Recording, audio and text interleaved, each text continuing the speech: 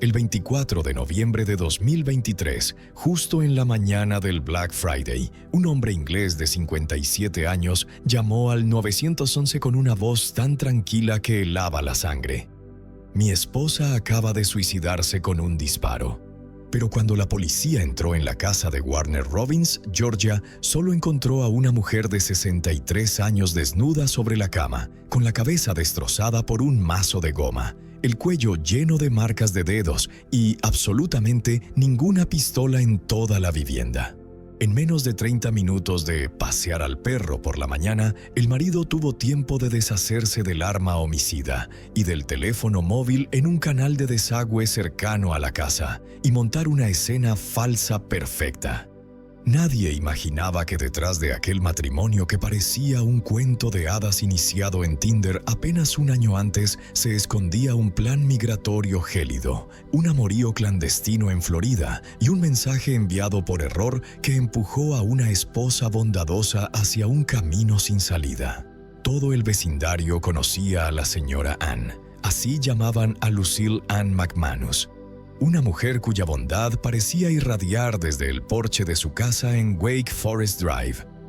A los 63 años había vivido pérdidas y dolores, pero nunca permitió que eso empañara su espíritu generoso. Era de esas personas que recordaban el cumpleaños de todos.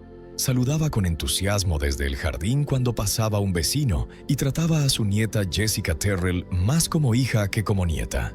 Warner Robins es una comunidad tranquila de unas 80,000 personas, situada a unas 10 millas de la base aérea Robins en el centro de Georgia.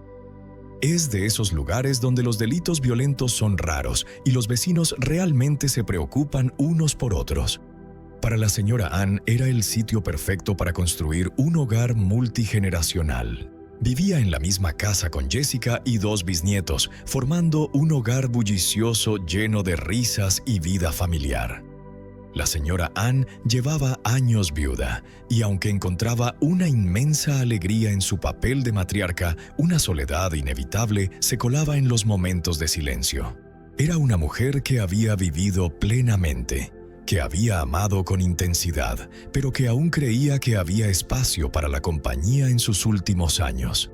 No buscaba romances dramáticos ni grandes gestos. Solo quería a alguien con quien tomar café por las mañanas, ver televisión por las noches y compartir esos pequeños viajes que dan sentido a la vida. Los más cercanos decían que la señora Ann era confiada, quizá en exceso. Veía lo bueno en las personas y creía que la mayoría de los seres humanos eran fundamentalmente decentes. Esa confianza, esa fe en la bondad humana, fue precisamente lo que la hizo vulnerable ante un depredador que vio en su soledad una oportunidad para explotar. En 2022, con 61 años, la señora Ann tomó una decisión que millones de personas de su edad estaban tomando en todo el país: probar las citas en línea. Se unió a Tinder, subió algunas fotos y empezó a explorar con cautela la posibilidad de volver a encontrar el amor. No tenía forma de saber que esa decisión acabaría costándole todo. Cuando el perfil de la señora Ann apareció en la pantalla del teléfono de Brian McManus, él vio exactamente lo que buscaba. No amor, no compañía, sino oportunidad. A los 55 años, Brian se presentaba como un caballero británico elegante con un impresionante historial en las fuerzas del orden. Le dijo a la señora Ann que había servido 17 años en la Policía Metropolitana de Londres, insinuando que era un hombre de honor e integridad. Lo que no le contó fue por qué terminó su carrera policial. Brian McManus había sido expulsado de la Policía Metropolitana después de que varias mujeres denunciaran que las hacía sentir amenazadas sexualmente.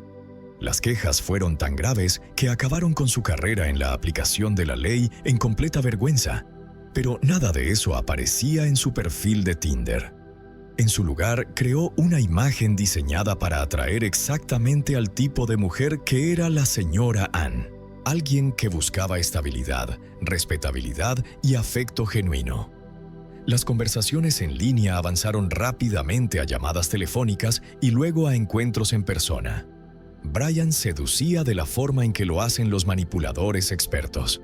Sabía exactamente qué decir y cómo mostrarse para parecer la respuesta a todas las oraciones de la señora Ann. Hablaba de querer empezar de nuevo en Estados Unidos, de buscar a alguien especial con quien compartir la vida, de construir juntos algo significativo. Lo que la señora Ann no sabía era que no era la primera vez que Brian usaba el matrimonio con fines migratorios. Antes se había casado con una mujer en Idaho, pero ese matrimonio terminó en divorcio después de que lo arrestaran por violencia doméstica.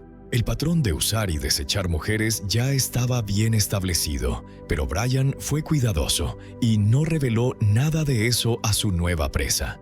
El cortejo avanzó a una velocidad sorprendente. En solo 3 meses desde que se conocieron en línea, Brian le propuso matrimonio a la señora Ann. Para una mujer que quizá ya había renunciado a encontrar amor de nuevo, aquello parecía un cuento de hadas. Era un hombre experimentado, refinado, que juraba adorarla, que quería construir una vida con ella y que parecía representar todo lo que ella había esperado. En 2022 se casaron. Brian se mudó a la casa familiar en Wake Forest Drive y de inmediato pasó a formar parte de un hogar que no solo incluía a la señora Ann, sino también a Jessica y a los 2 bisnietos. Desde fuera podía parecer una familia moderna mezclada que había encontrado la felicidad juntos. Pero desde el principio hubo señales de que algo no iba bien. Varios testigos que conocían a la pareja declararon después en el juicio que el matrimonio parecía organizado específicamente para que Brian obtuviera la tarjeta verde y la residencia permanente en Estados Unidos. El momento era sospechoso. Brian presionó para casarse con una rapidez inusual y su actitud cambió una vez que se presentaron los papeles. Pero la señora Ann, confiada y llena de esperanza, prefirió ver lo mejor de su nuevo esposo en lugar de cuestionar sus motivos. Una vez que Brian se instaló en la casa de la señora Ann y su camino hacia la residencia permanente parecía asegurado, su verdadera naturaleza empezó a salir a la luz. El encantador caballero británico que la había conquistado en línea comenzó a revelar a un hombre mucho más oscuro y calculador. Brian empezó a viajar frecuentemente a Florida, diciendo que era por trabajo. Preparaba la maleta, besaba a la señora Ann y desaparecía varios días, dejándola preguntándose por qué su empleo exigía tantos viajes. Sus explicaciones eran vagas. Solo mencionaba reuniones y oportunidades de negocio que requerían su presencia en otro estado. Pero Brian no iba a Florida por trabajo, iba a ver a su amante. La mujer con la que mantenía una relación secreta también estaba casada, lo que convertía su aventura en una doble traición que mostraba su absoluto desprecio por la santidad del matrimonio y por los sentimientos de las mujeres en su vida. Durante meses, Brian mantuvo este elaborado engaño con la misma frialdad calculadora que había caracterizado su propio matrimonio. Regresaba de esos viajes y volvía a interpretar el papel de marido devoto. Le decía a la señora Ann que la amaba, participaba en las cenas familiares y representaba al hombre comprometido con construir una vida a su lado. Pero todo era actuación. El fiscal de distrito Eric Edwards describiría después el comportamiento de Brian en ese periodo como el de un mentiroso en serie y estafador profesional que veía a las mujeres de su vida como meros objetos desechables para sus propios fines. En ese tiempo, los más cercanos a la señora Ann empezaron a notar cambios sutiles en el comportamiento de Brian. Jessica Terrell recordaría después que se mostraba cada vez más distante en las reuniones familiares. A menudo se retiraba de las conversaciones y parecía incómodo cuando se esperaba que interactuara de forma natural con la familia a la que supuestamente se había unido. Había algo inquietante en su presencia en la casa. Aunque nadie podía prever la verdadera magnitud de su engaño ni el peligro que representaba, el patrón de comportamiento de Brian con las mujeres se hizo cada vez más evidente para los investigadores que más tarde reconstruyeron su historial. La expulsión de la policía metropolitana tras denuncias de acoso sexual. El matrimonio fallido en Idaho que terminó con un arresto por violencia doméstica. El cálculo deliberado al elegir a la señora Ann para un fraude migratorio. Cada relación seguía el mismo esquema. Brian identificaba mujeres vulnerables, explotaba su confianza y emociones para su propio beneficio y luego las descartaba cuando ya no le servían. Lo que hacía especialmente peligroso a Brian era su capacidad para mantener múltiples engaños al mismo tiempo mientras parecía completamente normal ante los demás. Era lo que los fiscales más tarde llamarían un narcisista de manual que se creía el hombre más inteligente de la habitación. Esa arrogancia acabaría contribuyendo a su caída, pero no antes de que le costara la vida a la señora Ann. El aspecto más escalofriante del engaño de Brian era que se había integrado por completo en el mundo de la señora Ann. Conocía sus rutinas, sus debilidades, sus horarios diarios. Tenía acceso a su casa, a su familia, a toda su vida. Cuando llegó el momento de silenciarla para siempre, usaría todo ese conocimiento íntimo en su contra. Noviembre de 2023 marcó el comienzo del fin para el meticulosamente orquestado engaño de Brian. Fue en ese mes cuando cometió un error tan descuidado, tan revelador de sus verdaderas prioridades, que acabaría costándole la vida a la señora Ann. En un instante que solo puede describirse como descuido provocado por la arrogancia, Brian envió accidentalmente a la señora Ann un mensaje que iba dirigido a su amante en Florida. El mensaje era íntimo, cariñoso y dejaba inmediatamente claro que Brian mantenía una relación sentimental seria con otra mujer. Para la señora Ann, recibir ese texto debió sentirse como si el suelo se hundiera bajo sus pies.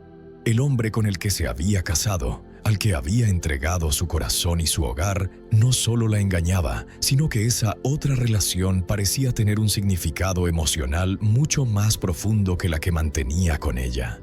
Pero la señora Ann no era de las que sufren en silencio ni aceptan la traición sin consecuencias. Confrontó a Brian sobre la infidelidad, exigió explicaciones y expresó el dolor y la rabia que cualquier cónyuge traicionado sentiría. El enfrentamiento fue intenso. La señora Ann dejó claro que se sentía totalmente engañada y manipulada. Fue durante esa confrontación cuando la señora Ann tomó la decisión que sellaría su destino. En medio de la ira y el desamor, le dijo a Brian que denunciaría su matrimonio ante las autoridades migratorias como fraudulento.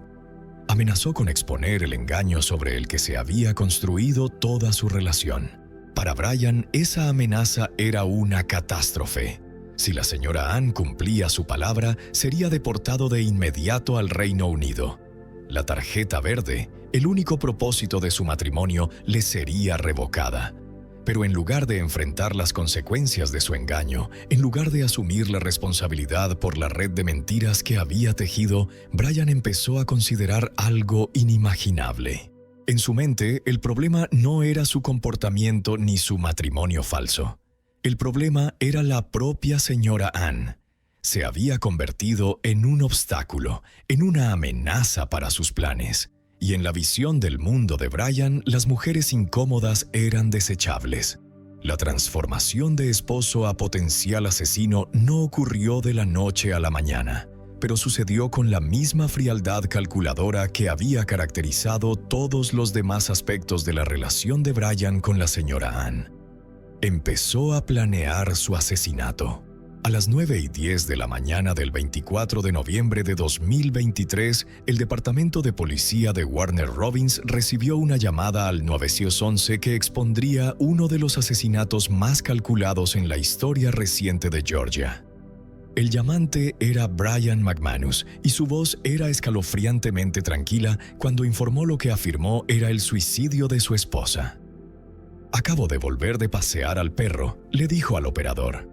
«Y encontré a mi esposa muerta. Parece claramente una herida de bala autoinfligida». Cuando la detective Carmen Thompson y la detective Elizabeth Smith llegaron al número 202 de Wake Forest Drive, encontraron a Brian esperando en el jardín delantero. Su actitud les resultó inmediatamente extraña. Era un hombre que decía haber descubierto la trágica muerte de su esposa. Sin embargo, no mostraba dolor visible, ni shock, ni la menor señal de sufrimiento emocional. Brian repitió su historia con precisión mecánica. Había sacado al perro familiar a pasear por la mañana como de costumbre, y al volver sobre las 9 encontró a la señora Ann muerta en el dormitorio.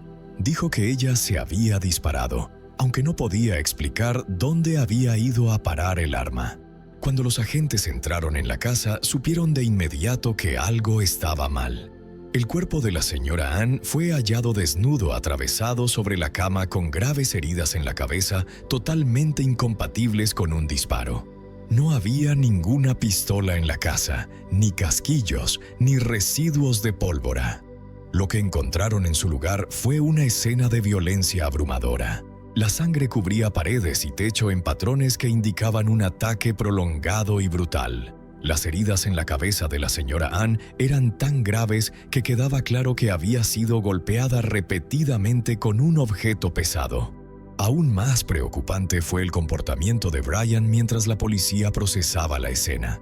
En lugar de mostrar preocupación por su esposa fallecida o preguntar sobre la investigación, parecía centrado principalmente en si lo consideraban sospechoso. Cuando los agentes señalaron los arañazos recientes en sus brazos, Brian dijo que no los había notado y no podía explicar cómo se los había hecho. La escena contaba una historia clara de violencia, pero faltaba una pieza crucial: el arma homicida. Los agentes podían ver que a la señora Ann la habían golpeado con un objeto pesado, pero lo que fuera que se usó para matarla no estaba en la casa. El asesino evidentemente lo había eliminado en algún lugar, y sin él probar el homicidio sería más difícil. Los detectives sabían que necesitaban encontrar ese arma para armar el caso. Por eso, la detective Thompson y la detective Smith iniciaron de inmediato lo que sería una de las investigaciones más exhaustivas en la historia del condado de Houston. Era evidente desde la escena que aquello no era un suicidio y que la historia de Brian tenía más agujeros que un queso suizo. El primer gran avance llegó cuando los investigadores hablaron con los vecinos. Un vecino informó haber visto a Brian paseando al perro esa mañana, pero notó que su ruta lo llevó a un canal de desagüe cerca de la casa, un desvío inusual respecto a su camino habitual. Se recogieron cámaras de seguridad del vecindario y, al revisar las grabaciones, los investigadores hicieron un descubrimiento impactante. Las cámaras mostraban con total claridad los movimientos de Brian la mañana del 24 de noviembre. Alrededor de las 8:45 de la mañana se veía a Brian salir de la casa con el perro, ir directamente al canal de desagüe, arrojar objetos al agua y regresar a casa. La autopsia realizada por la Oficina de Investigación de Georgia proporcionó la confirmación oficial de la brutalidad que había sufrido la señora Ann. Murió por traumatismo contundente en la cabeza y estrangulamiento manual. Sus heridas eran devastadoras. Quizás lo más significativo fue que la autopsia reveló que la señora Ann había luchado desesperadamente por su vida. La sangre hallada bajo sus uñas fue analizada y coincidió con el ADN de Brian. Esto explicaba los arañazos recientes que los agentes habían observado en los brazos de Brian. Eran heridas defensivas que la señora Ann dejó mientras se resistía a su atacante. A medida que los investigadores profundizaron, confirmaron sus sospechas sobre el móvil de Brian. Los datos telefónicos del FBI revelaron que sus viajes de negocios a Florida eran en realidad visitas a su amante casada. El gran avance llegó cuando descubrieron que Brian había enviado accidentalmente a la señora Ann un mensaje destinado a la otra mujer. Jessica Terrell confirmó que la señora Ann había descubierto la aventura y planeaba denunciar su matrimonio ante inmigración como fraudulento. Y sí, eso le dio a Brian el móvil para matar. Enfrentado a la deportación al Reino Unido, donde su carrera policial había terminado en vergüenza. Ante pruebas físicas irrefutables, Brian comenzó a cambiar su historia en intentos cada vez más desesperados por desviar las sospechas. Cada nueva mentira era más elaborada que la anterior, y todas fueron sistemáticamente desmontadas por la exhaustiva investigación. La primera explicación alternativa de Brian fue quizá la más cruel. Sugirió que la nieta de la señora Ann, Jessica Terrell, y su novio podrían ser los responsables del asesinato.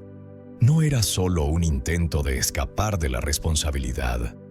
Era un ataque calculado contra los propios familiares que lloraban la pérdida de la señora Ann, pero los datos de ubicación del FBI desmintieron rápidamente las acusaciones de Brian.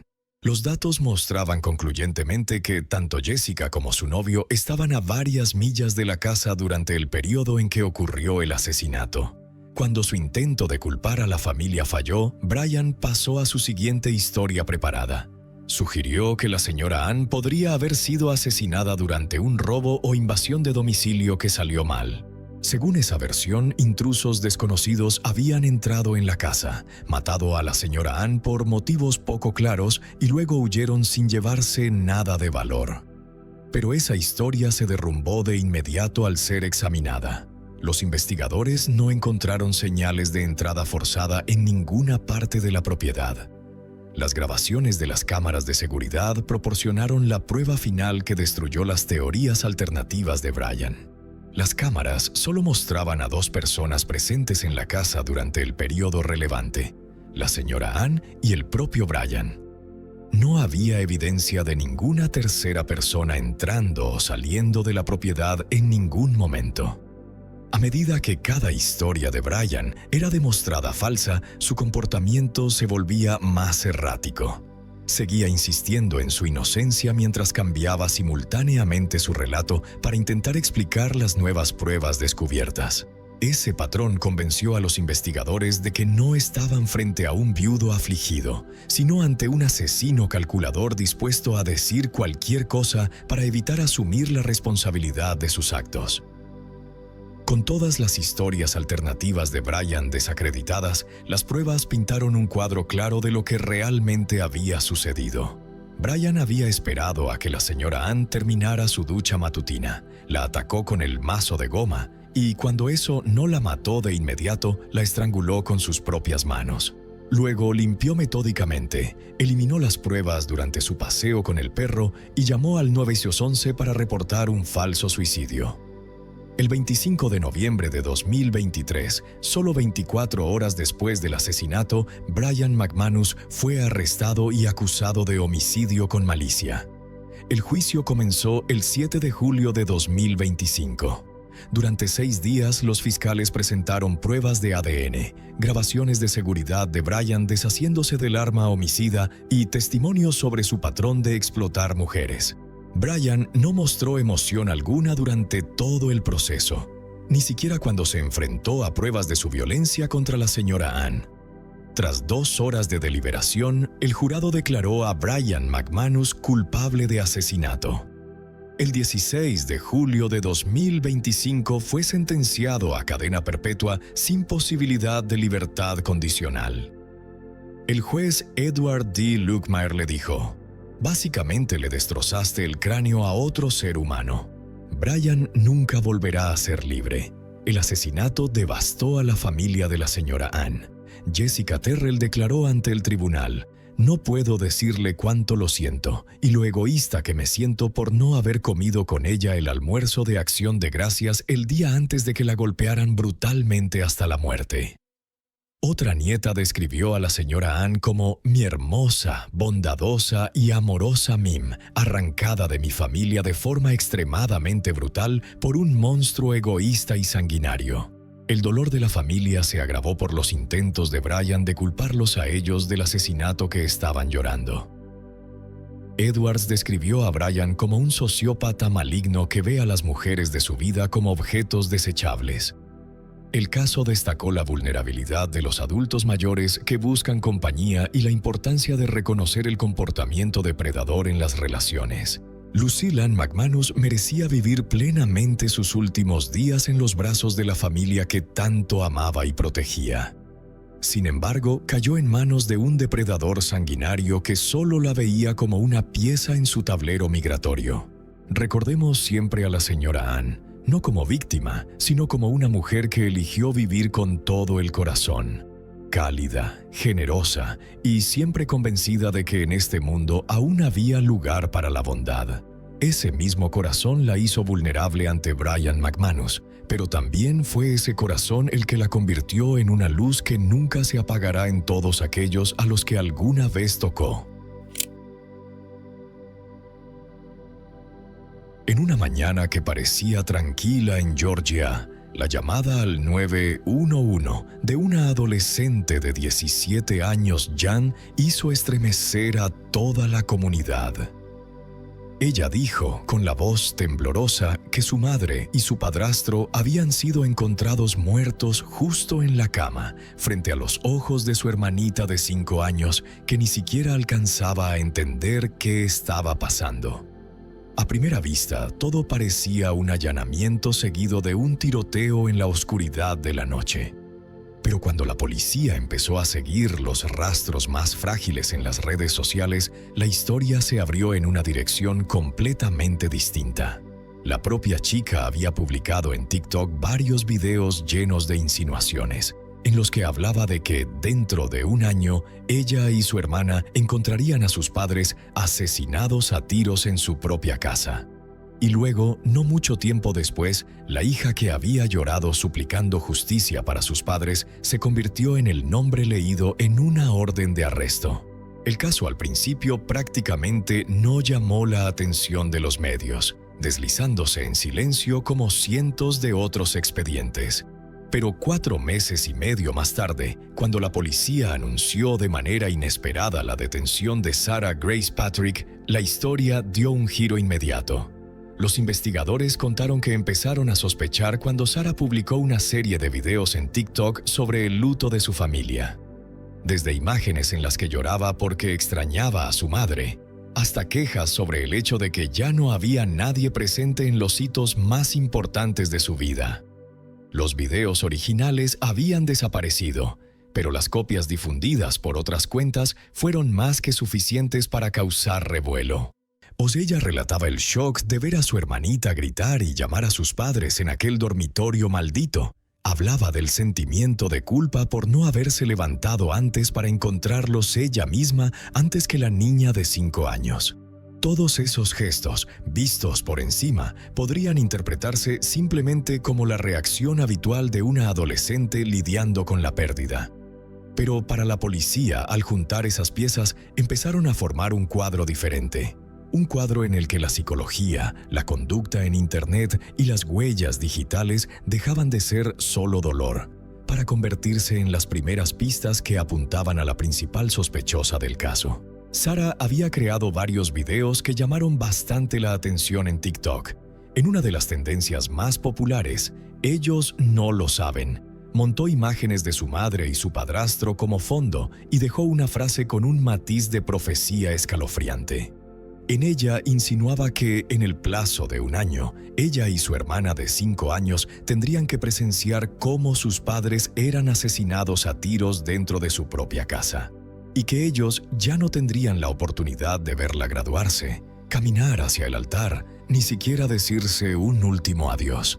En términos generales, casi todo lo que aparecía en la cuenta de TikTok de Sarah giraba en torno al dolor de la pérdida.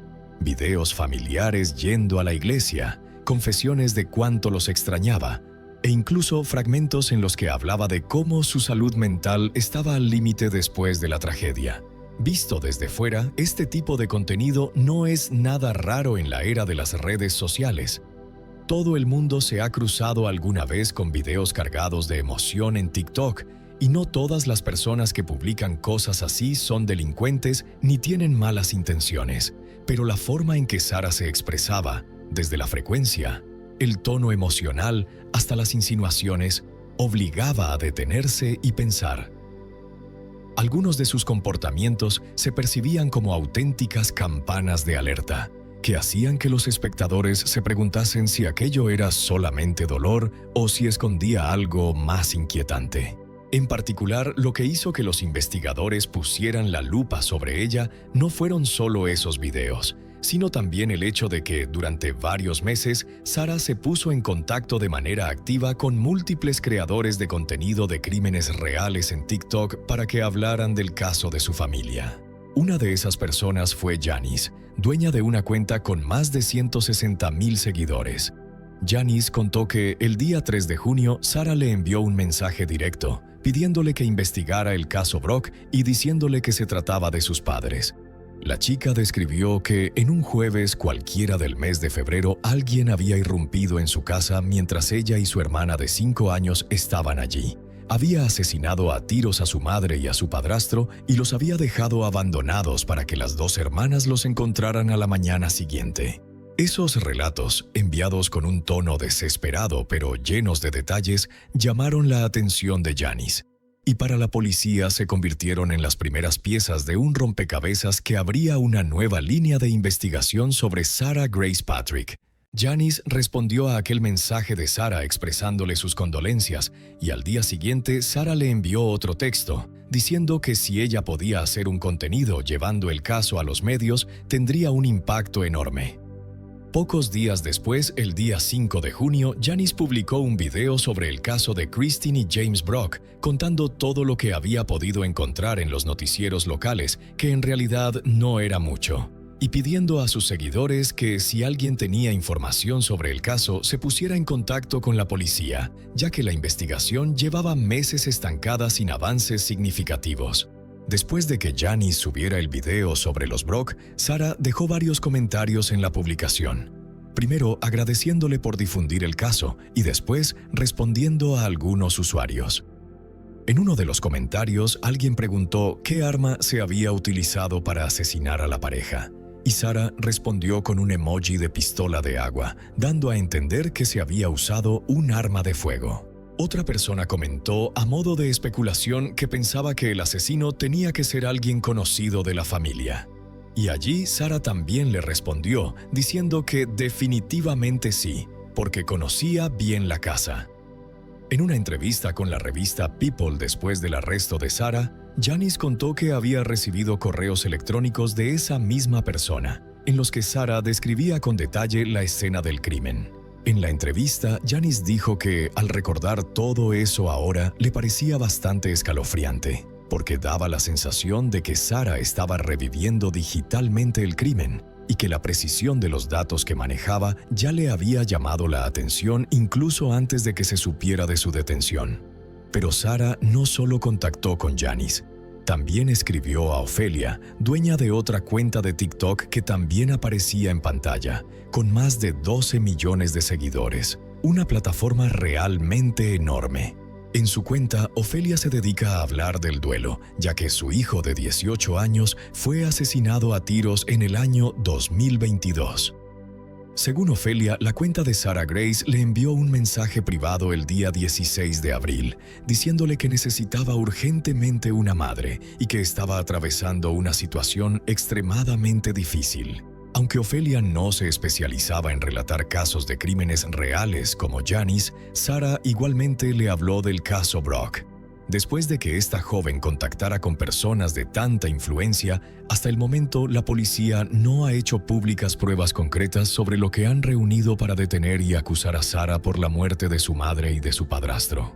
Tampoco han confirmado que la cuenta de TikTok a nombre de Sarah Grace, que ahora está eliminada, hubiera sido gestionada directamente por ella, pero sí dijeron que sus huellas digitales fueron lo que los llevó a centrarse en Sarah y finalmente a arrestarla.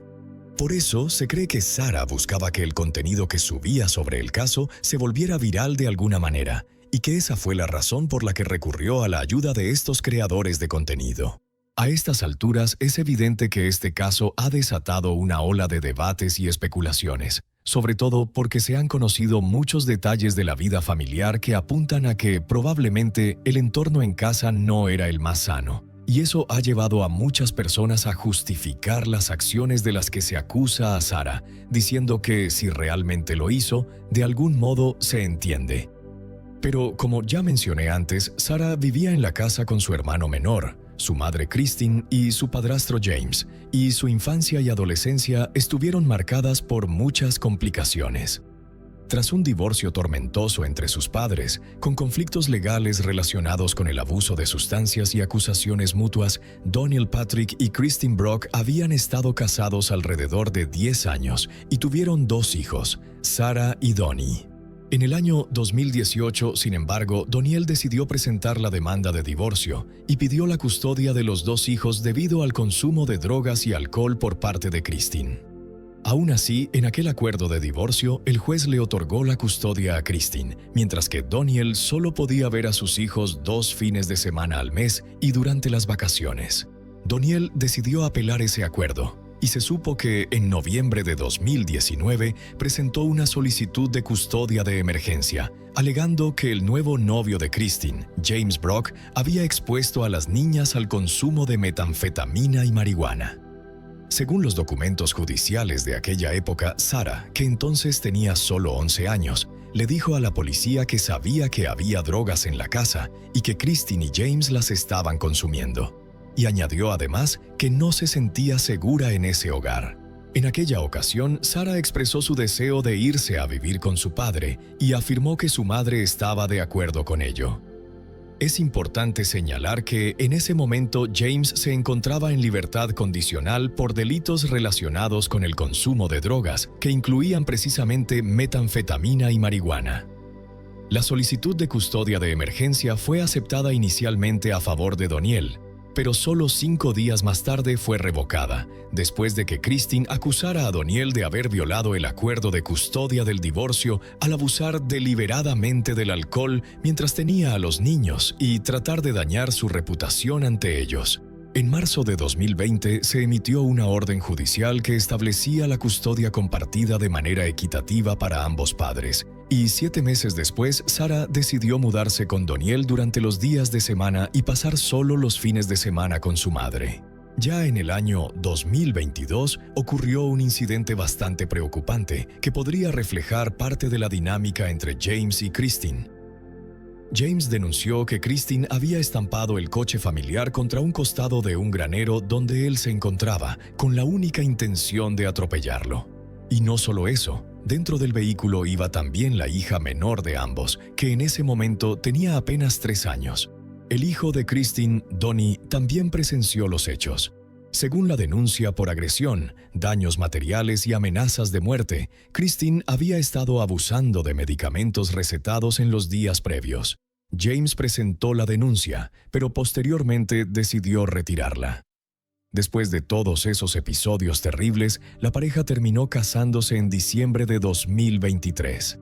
Y, sinceramente, no creo que exista ninguna razón, ni siquiera con todo lo que acabo de contar, que pueda justificar que una hija acabe matando a sus propios padres.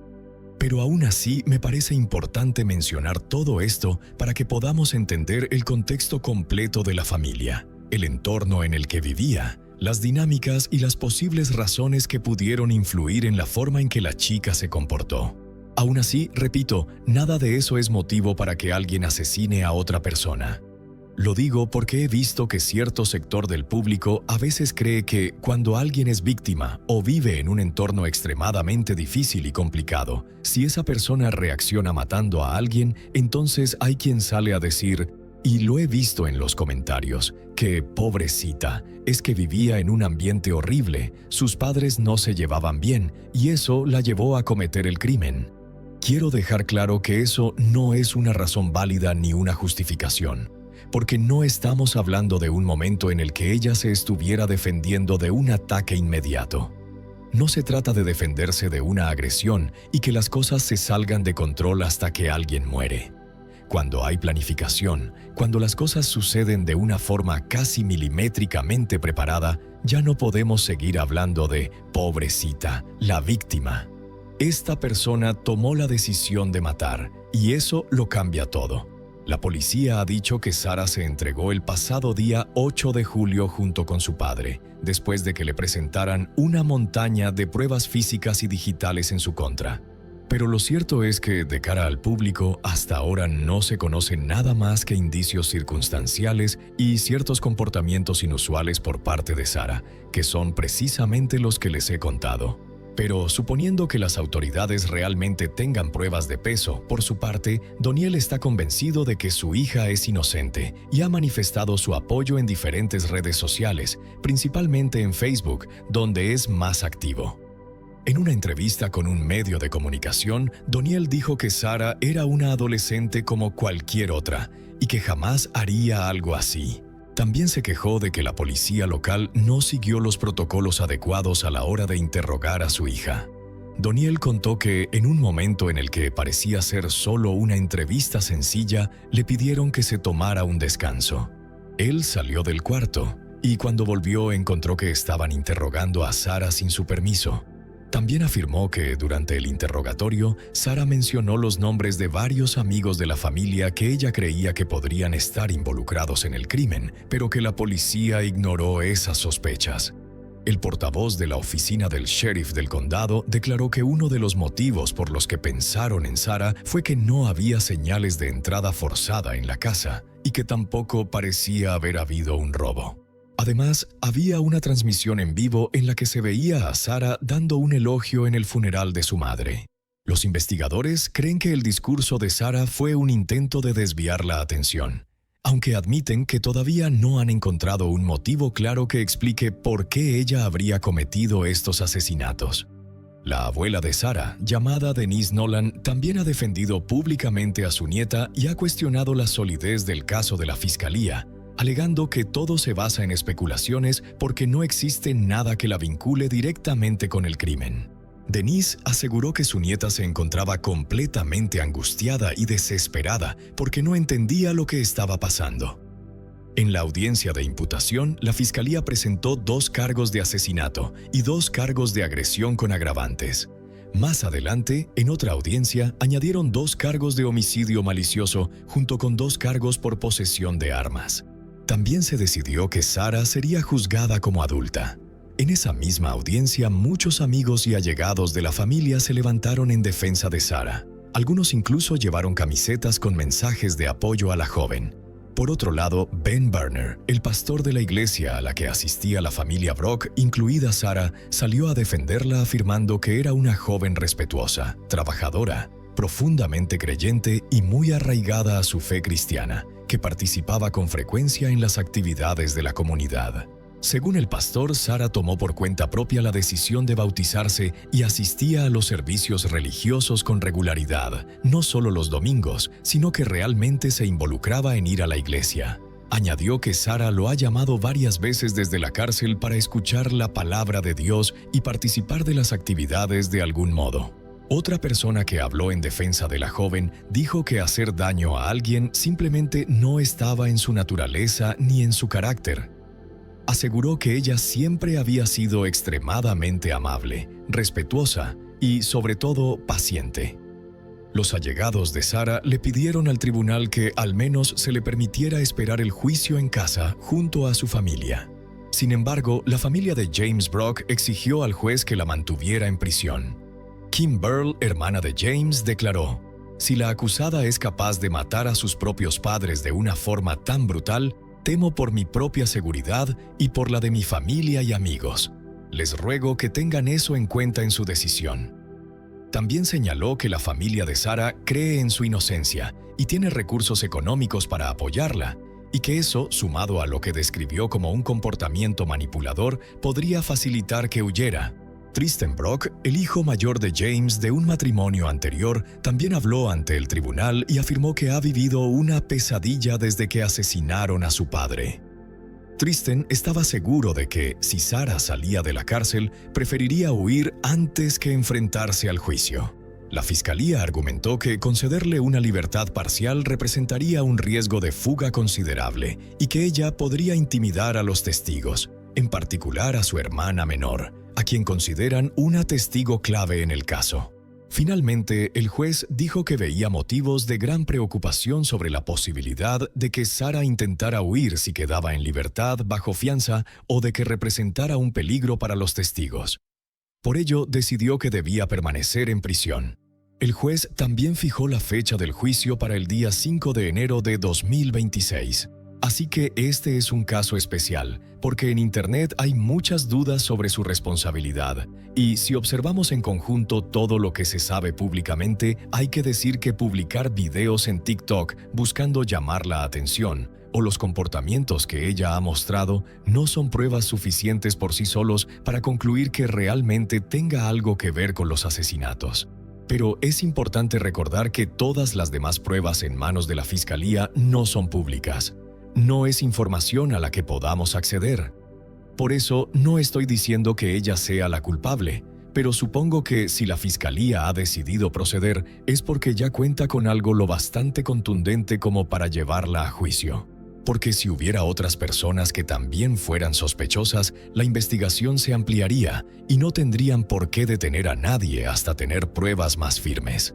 Llevar a alguien a juicio sin suficientes evidencias equivale prácticamente a perder el caso desde el inicio, y no creo que la fiscalía, siendo honestos, se arriesgue a involucrarse en un proceso así sin tener una base sólida.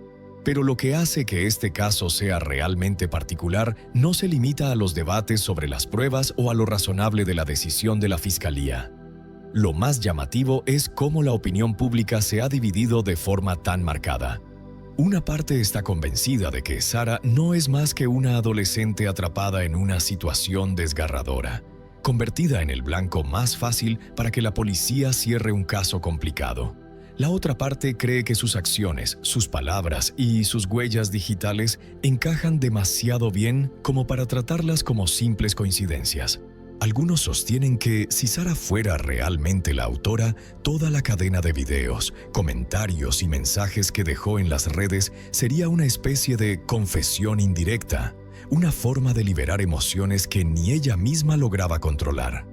Otros, en cambio, opinan que se trata tan solo de la reacción impulsiva de una chica criada en un entorno inestable, con un daño psicológico acumulado, y que las redes sociales no fueron más que el único lugar donde pudo descargar su dolor. La familia de las víctimas, en especial el lado Brock, no ha ocultado su indignación y su miedo. Creen que si Sara pudo levantar la mano contra quienes la habían criado, dejarla en libertad, aunque fuera por un día, sería un riesgo inaceptable. Por el contrario, la familia Patrick mantiene una fe absoluta en su inocencia, insistiendo en que Sara es una adolescente obediente, creyente, respetuosa con los mayores y sin antecedentes de violencia. Estas dos visiones opuestas chocan constantemente, alimentando un debate que se ha extendido desde las redes sociales hasta las salas de audiencia. Y en medio de todo ese ruido, solo hay algo seguro. La verdad sigue oculta bajo capas de emoción, sospecha e interpretación. El juicio, fijado para el mes de enero de 2026, será un punto de inflexión decisivo. Allí saldrán a la luz todas las pruebas que hoy permanecen bajo secreto, todas las piezas que la fiscalía considera suficientes para acusar, y también aquellos detalles que la policía hasta ahora no ha querido revelar. ¿Es Sara Grace Patrick una joven inocente arrastrada por un torbellino de sospechas, o es realmente la persona que planeó poner fin a la vida de su madre y su padrastro? ¿Son los inquietantes videos de TikTok un grito de ayuda o una especie de profecía disfrazada que encubría una intención oscura? ¿Y hasta qué punto las redes sociales, a las que acudió buscando consuelo, pudieron convertirla, sin querer, en el eje de un caso en el que podría ser tanto víctima como verdugo? Todas esas preguntas solo podrán responderse cuando se abra el juicio. Por ahora, la verdad sigue suspendida entre dos extremos, inestable, difusa y llena de misterio, como la propia historia de Sara desde los primeros días. En el punto más alto de su carrera, una joven cantante querida en toda Sudamérica entró en silencio a una clínica estética para quitarse unos kilitos y sentirse más segura en el escenario. El médico se presentaba a sí mismo como el doctor de las estrellas. La clínica tenía las paredes llenas de fotos de famosos. Todo parecía extremadamente profesional, hasta que esa chica nunca volvió a salir como había entrado. Días después, la familia recibió una noticia devastadora. Dentro de su abdomen había 16 perforaciones en el intestino. La infección se había propagado por todo su cuerpo, y el médico seguía asegurando que un dolor así es normal después de la cirugía. Lo más aterrador es que no era la primera vez que el nombre de ese doctor aparecía relacionado con cirugías estéticas convertidas en pesadilla. Pero hasta el día de hoy todavía no hay nadie en prisión por la muerte de ella. Flor Sciezza. Quispe Sucapuca nació el 18 de diciembre del año 2000 en la región de Puno, en Perú, una zona conocida por su riqueza cultural y la exuberante belleza de su naturaleza. Era hija de Jaime Quispe Gaspar y María Luz Sucapuca, quienes siempre apoyaron su talento y desde pequeña le inculcaron el amor por la música. Sus hermanos Oliver, Jaime y Lisette también formaban parte de este núcleo familiar y siempre la acompañaron en su camino artístico. Desde muy pequeña, Flor demostró un talento especial para el canto. En la escuela tenía una personalidad encantadora y una voz dulce que cautivaban a todos. A los 5 años participó por primera vez en un concurso musical organizado para celebrar el aniversario de su tierra natal. Esa fue la primera vez que subió a un escenario, y a pesar de su corta edad, el público quedó maravillado ante su talento y seguridad escénica. Recibió aplausos y mucho cariño, lo que le confirmó que el camino que tenía por delante sería muy brillante. Desde entonces, la familia decidió que su nombre artístico sería Muñequita Mili, un apodo que reflejaba su voz dulce y su talento angelical. Con el paso del tiempo, la pasión por la música la acompañó durante toda su infancia y adolescencia. A los 11 años ya había grabado su primer video musical y a los 14 contaba con una gran cantidad de seguidores, no solo en Perú, sino también en Bolivia, Argentina, Chile y Brasil. Su participación en programas de televisión y sus presentaciones multitudinarias la consolidaron como una figura emergente de la música folclórica peruana. En cada presentación lograba hacer bailar y enamorar a quienes la escuchaban, conquistando corazones con canciones que poco a poco se volvieron icónicas. A lo largo de su carrera, la joven artista siempre contó con el apoyo incondicional de su familia, especialmente de su padre, quien también era su representante artístico, y de su hermano Oliver, que no solo tocaba los teclados en el grupo musical, sino que también componía muchas de sus canciones. Su padre siempre se preocupó por la salud de su hija y controlaba que ella no se agotara físicamente con tantas presentaciones. Incluso, en muchas ocasiones, rechazó varias propuestas de trabajo para poder cuidar de ella. Durante los años en que su carrera estuvo en pleno auge, Flor estrenó nuevas canciones cada año y mantuvo un estilo fresco y actual que nunca pasaba de moda. Con el tiempo, la joven artista parecía estar en la cúspide de un futuro muy prometedor. Sin embargo, a pesar de su gran éxito profesional, siempre intentaba mantener en privado los detalles de su vida sentimental. Aún así, se sabe que tuvo un amor muy especial con un joven llamado Wilfredo Quispe Aguilar. La primera vez que Flor conoció a este chico fue en Bolivia, alrededor del año 2014. Durante un programa de televisión que se grababa los días viernes. Él la vio sentada junto a sus fans y amigos y quedó inmediatamente impresionado por su humildad y simpatía. En ese momento, Wilfredo trabajaba con un grupo musical llamado Los Genios y llevaba 2 años viviendo en La Paz, Bolivia. La coincidencia del destino los unió y, aunque pasó un tiempo antes de que decidieran conocerse de verdad, desde ese primer encuentro él empezó a creer firmemente que aquello había sido voluntad divina, que Dios había puesto a esa chica en su camino para que estuvieran juntos. Con el tiempo, Wilfredo dejó su antiguo grupo y comenzó a viajar con frecuencia entre Bolivia y Perú para estar cerca de Flor y compartir momentos junto a ella.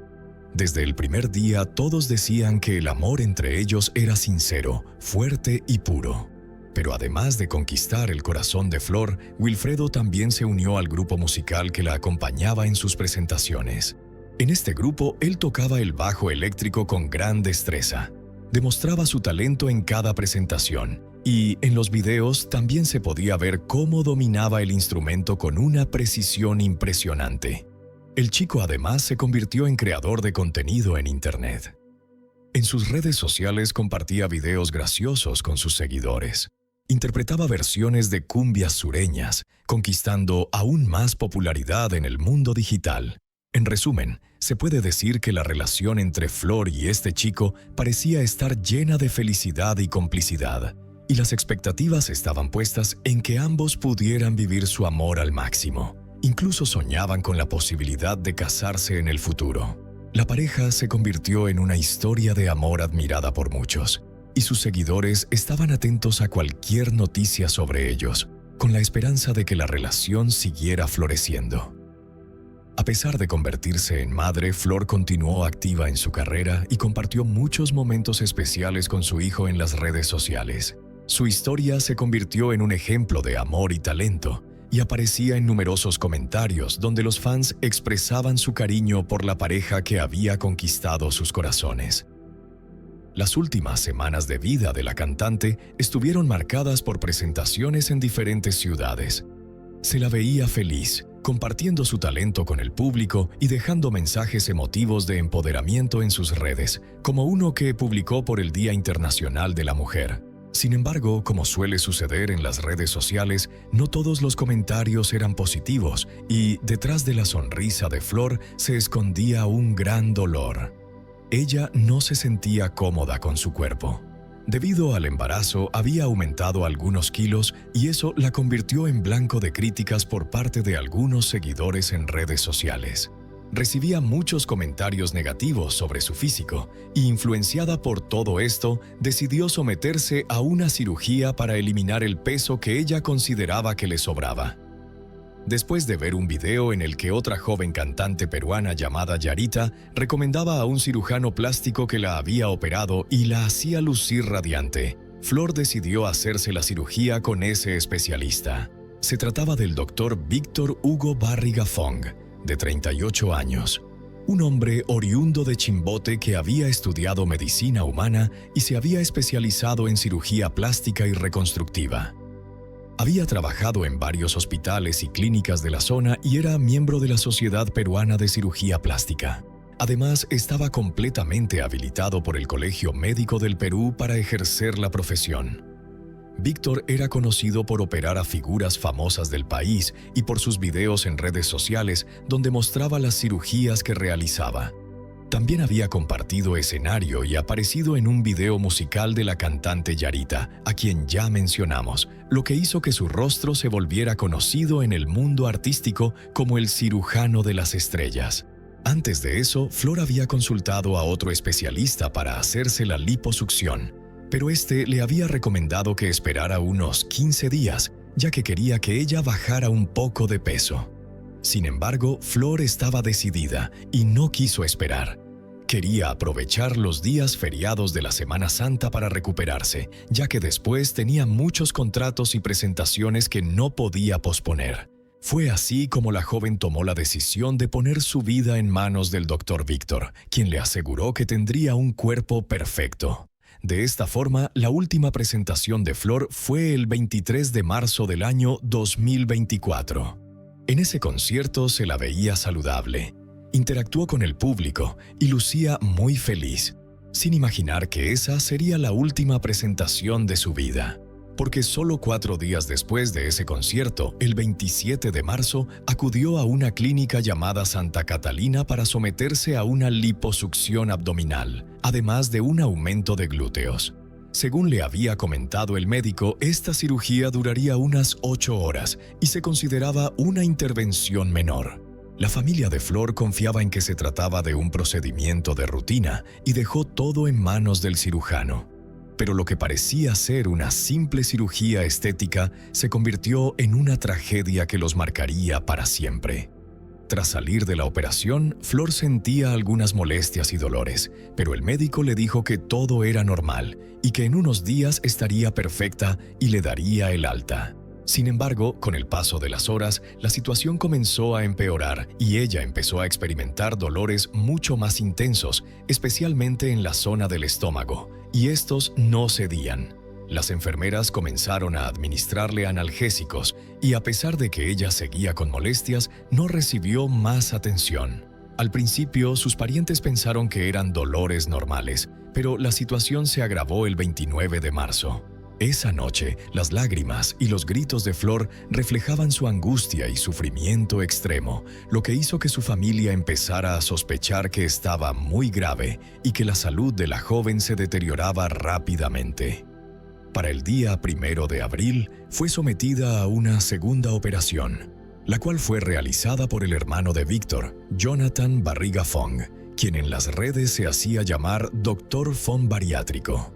Jonathan indicó a los familiares de Flor que ella estaba estable, pero que debía ser ingresada en la unidad de cuidados intermedios para lograr una recuperación completa. Sin embargo, en la madrugada del 2 de abril, la joven entró en estado crítico, por lo que tuvo que ser trasladada de emergencia a otra clínica.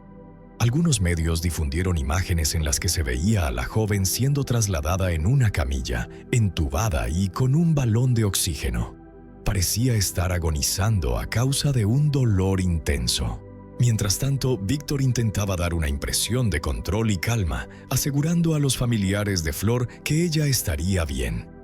Pero sus palabras, dirigidas a tranquilizarlos, contrastaban por completo con la realidad de lo que ocurrió unas horas después, cuando se le realizaron estudios para evaluar su estado. En el nuevo centro de salud, los médicos informaron a los familiares que Flor tenía una infección generalizada producto de una perforación intestinal y de la exposición de materia fecal y bacterias en su cavidad abdominal, por lo que su vida estaba en riesgo. Los doctores explicaron que la recuperación sería muy difícil, ya que la gravedad de su condición requería cuidados intensivos y antibióticos muy fuertes. Sin embargo, a pesar de todos los esfuerzos realizados para intentar salvarla, en la madrugada del miércoles 3 de abril del año 2024, la joven perdió la vida. La muerte de Flor, con apenas 23 años, estremeció a todo el país, dejando un impacto profundo entre quienes la admiraban y habían sido testigos de su talento y alegría sobre el escenario. Los padres de la joven no tardaron en manifestar públicamente su indignación y señalaron directamente al doctor responsable de la operación como el causante del fallecimiento de su hija. Además, exigieron a las autoridades que se investigara a Víctor por una presunta mala praxis médica. De inmediato presentaron una denuncia formal en contra del doctor Víctor por homicidio culposo, alegando, como ya se mencionó anteriormente, negligencia médica. Tanto la familia de Flor como otros artistas repudiaron las acciones del médico, y la conmoción aumentó aún más cuando se dieron a conocer los resultados de los análisis forenses practicados al cuerpo de la joven.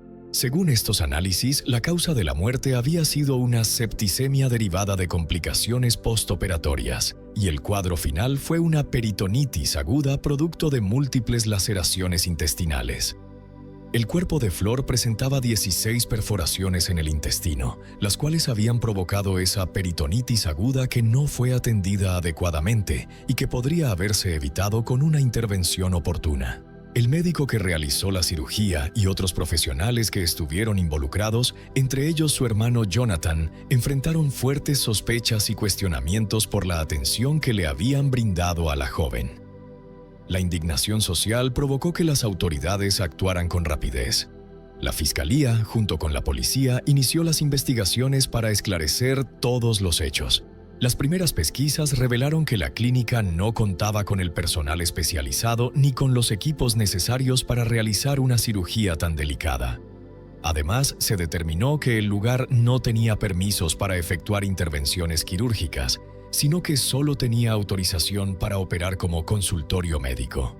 Por esta razón, la Superintendencia Nacional de Salud ordenó la clausura del establecimiento mientras se llevaban a cabo todas las investigaciones. La abogada del centro rechazó la medida, asegurando que disponían de una resolución que los acreditaba como clínica especializada en cirugía estética.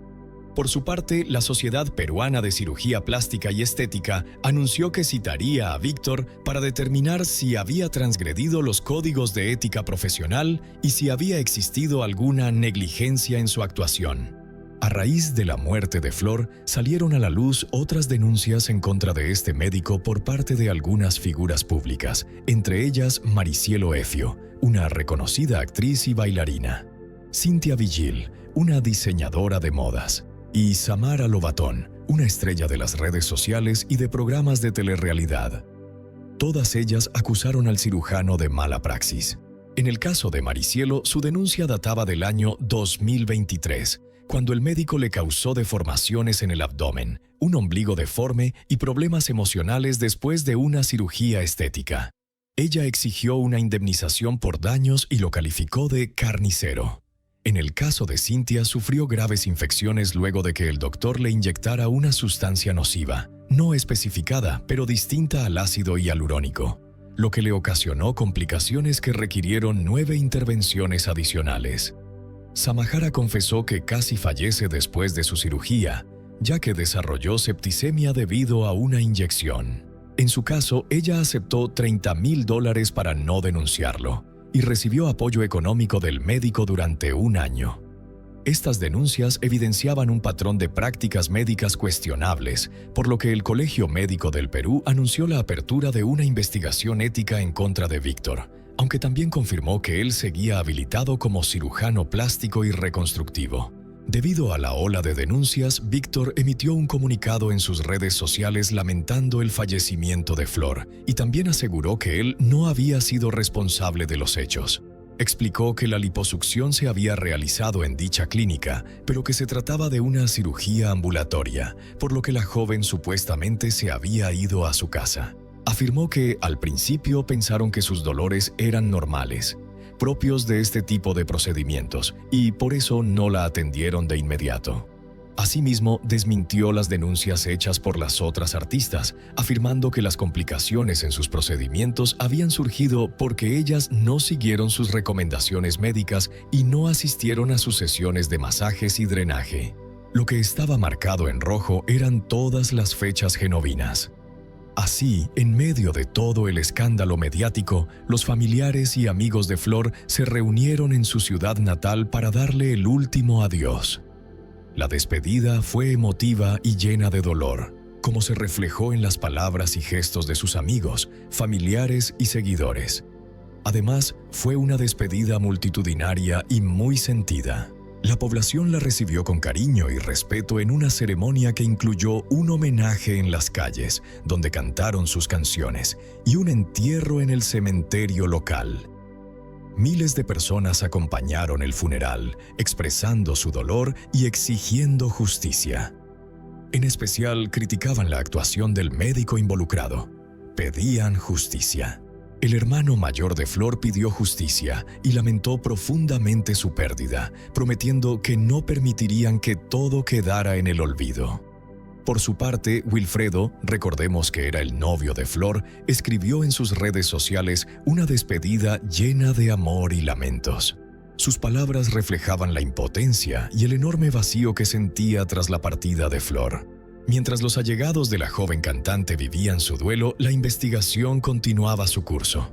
Tanto Víctor como su hermano fueron citados a la División de Investigación de Homicidios de la Policía Nacional del Perú para declarar sobre el caso.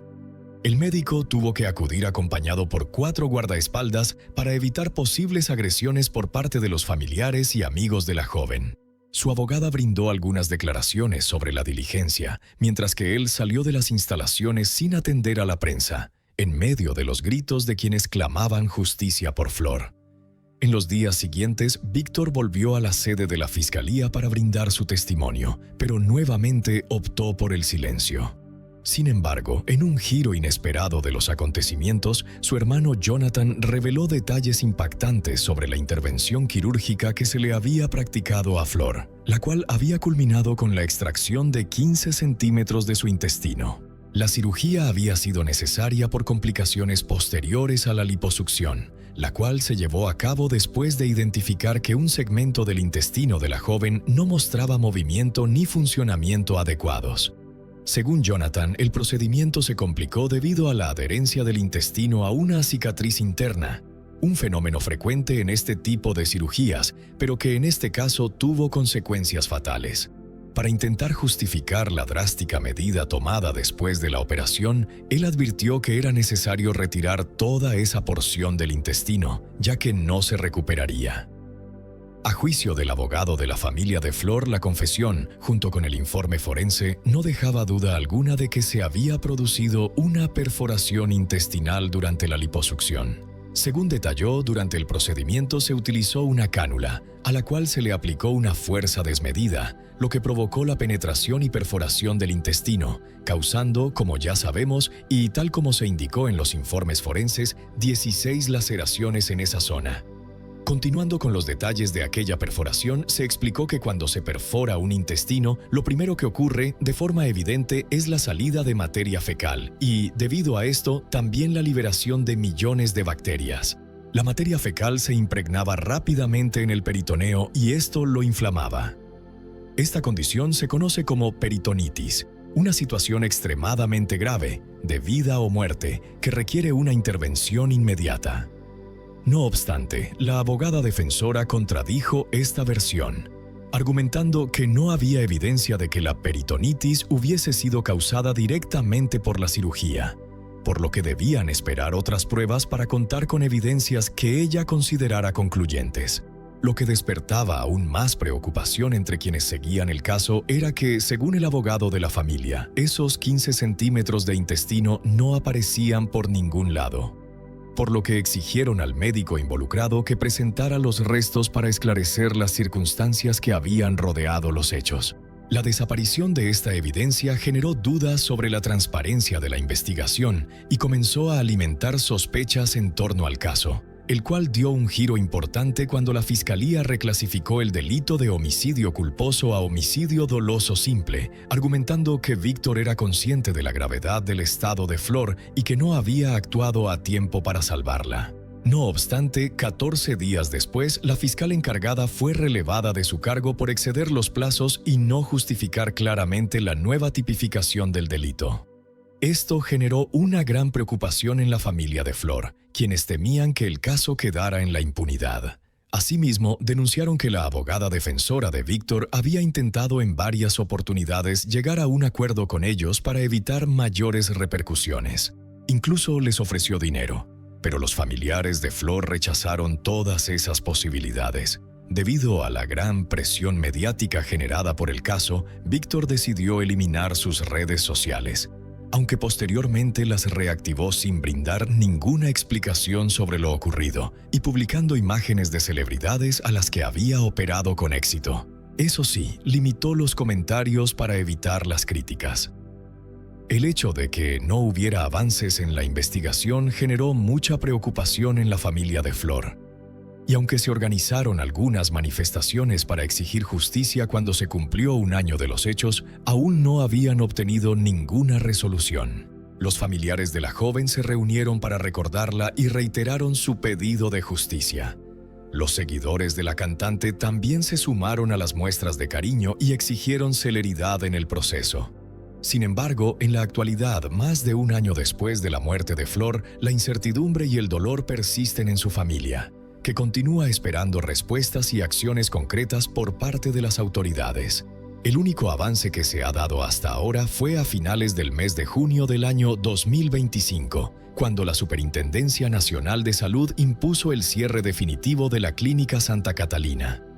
La resolución se enmarcó en el Reglamento de Infracciones y Sanciones, el cual tipifica como infracción muy grave el fallecimiento de un paciente asociado a cirugías realizadas en centros que no están acreditados para este tipo de procedimientos.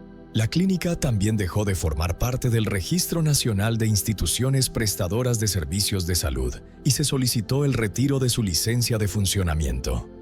Las autoridades reiteraron a la población la importancia de verificar que cualquier procedimiento médico, quirúrgico o estético se realice exclusivamente en establecimientos acreditados por las autoridades sanitarias, lo que abrió un amplio debate en el país sobre la responsabilidad médica, la ética profesional y los riesgos de estas intervenciones. A pesar de las acusaciones, en el momento en que se está realizando esta investigación, a inicios del mes de julio del año 2025, como ya se dijo, no hay ningún avance significativo en las investigaciones, ni se ha emitido una sanción formal en contra de Víctor Barriga Fong. Él sigue activo en redes sociales, promocionando procedimientos estéticos y compartiendo testimonios de supuestos clientes satisfechos. Mientras tanto, los familiares, amigos y seguidores de Flor exigen justicia, conscientes de que el hecho no puede quedar impune. La lección es clara: no se debe arriesgar la vida en manos inexpertas o en centros que no cuentan con la debida supervisión, porque la estética, en muchos casos, puede salir muy cara. La muerte de Flor también nos enfrenta a una dura realidad. La vida puede cambiar en un instante y la búsqueda de sueños o mejoras personales nunca debe poner en riesgo nuestra salud.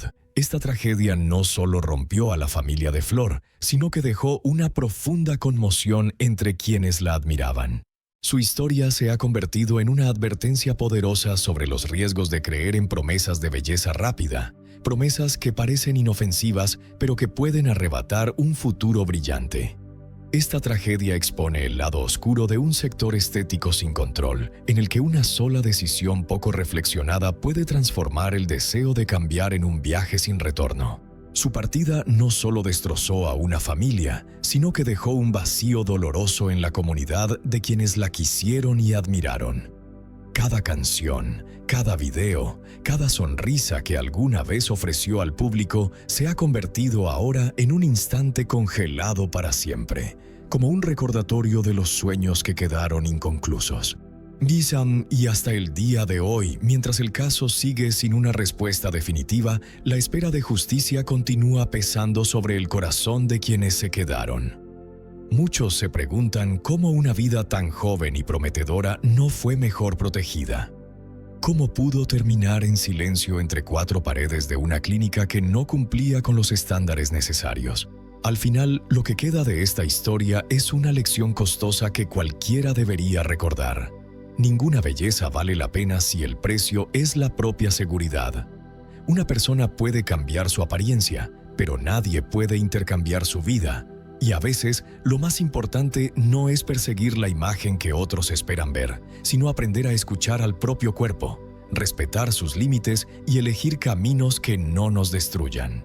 La tragedia de esta joven, por dolorosa que sea, puede convertirse en un llamado de atención para que otros avancen con más cautela, para que nadie más tenga que pagar con su vida por estándares que nunca han definido el valor real de una persona.